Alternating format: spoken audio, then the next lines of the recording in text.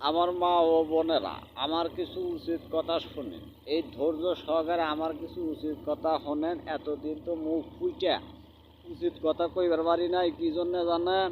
এটা হচ্ছে আমাদের একটা মনে করেন যে অন্ধকার যুগ ছিল, হাসিনার যুগ। হ্যাঁ, এই হাসিনার যুগে তো মন খুললে উচিত কথা তো দূরের কথা, মন খুললে চার দোকানে বসে চাও খাওয়া যায় না। এখন তো হাসিনার দিন শেষ, ডক্টর ইন্নুসের বাংলাদেশ। আচ্ছা, ঘটনা হয়েছে, উচিত কথাটা শোনেন।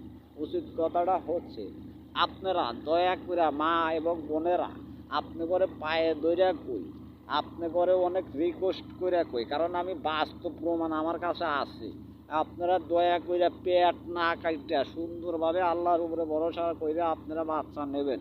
কারণ পেট কাইটা যদি বাচ্চা নেন, আপনারা স্বামীরা পরকীয়ায় লিপ্ত হবে। অতএব আপনারা স্বামীদের পরকীয়া ঠেকানোর জন্য আপনাদের